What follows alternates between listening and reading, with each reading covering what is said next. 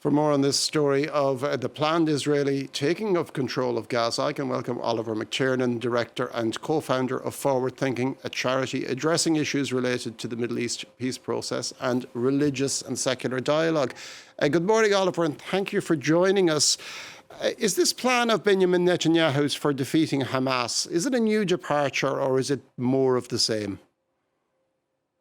No, I think, Oliver, it's from the very beginning. It was his intention. He said, remember, in October 23, that he had a twofold goal. One was to see the total demise of Hamas, and the second was to rescue the hostages. What this plan has done, he's put a bit more, what we would say, political vision onto the end of what happens if he achieves his first goal, defeating Hamas.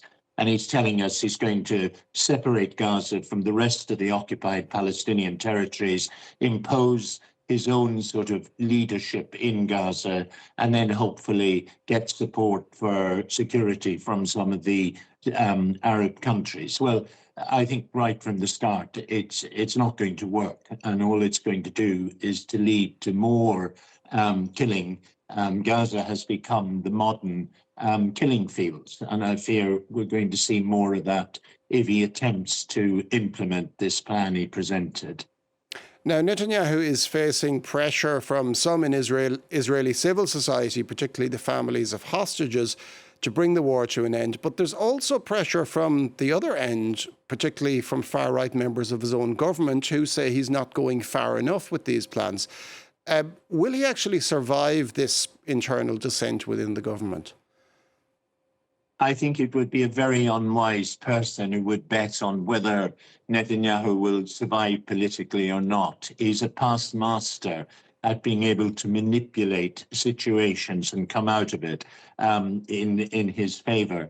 I think the problem with the street protests in the Israeli political setting, they don't seem to have much impact. I think the real issue is what's going on in the Knesset, even though it is in recess. You may recall just before they went into the summer recess, the two major ultra-Orthodox parties, Shas and the United Judaism, or Torah Judaism parties, pulled out of government, leaving Netanyahu in a minority government. Now, he is to use this recess to work with those parties, I think, to get them back into his coalition. And the issue is over the draft law that students in the religious schools are exempt from military service. Now, there's been a strong reaction from other parties on that.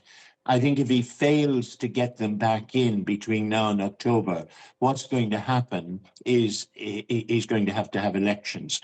Meanwhile, he's placating Smotrich and Ben Gvir by pursuing what they wanted from the start, the devastation of Gaza and, in fact, the deportation of the whole Palestinian population of Gaza. So he's playing political games. I don't think it's anything to do with Israel's present security or future security.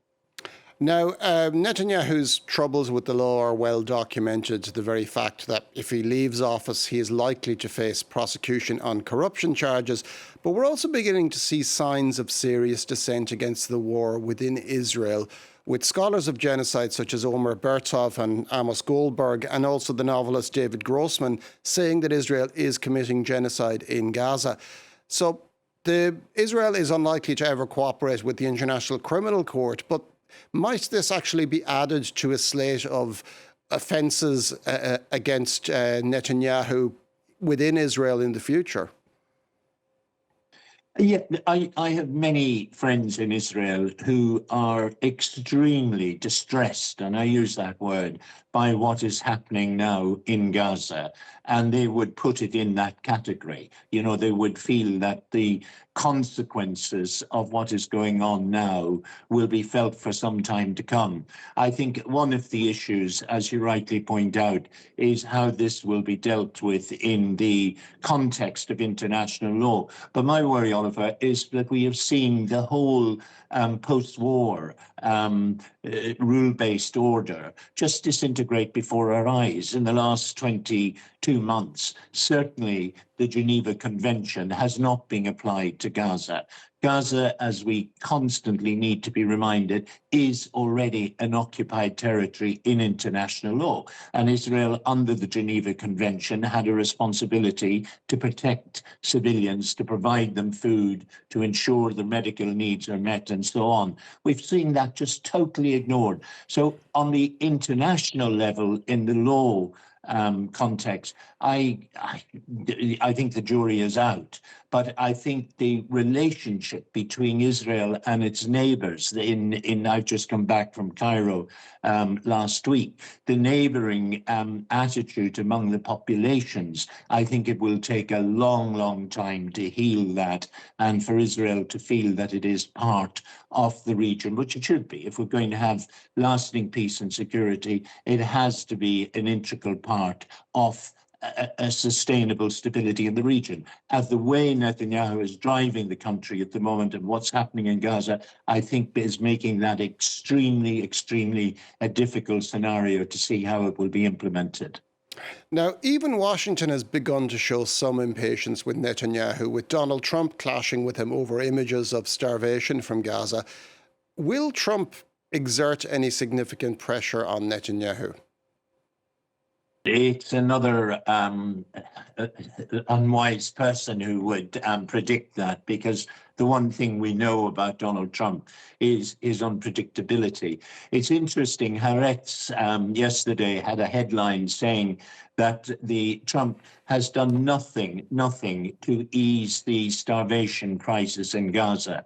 Now, I would say that would have been a first indicator. He expressed his alarm at the pictures he saw. He said those can't be fakes. And yet we've seen him do very, very little to change the circumstances, to insist that Netanyahu allows sufficient food into Gaza. We're hearing an alternative narrative constantly coming out of Jerusalem that is challenging all the realities on the ground. Thank you very much for that, Oliver Mcternan, Director and Co-founder of Forward Thinking.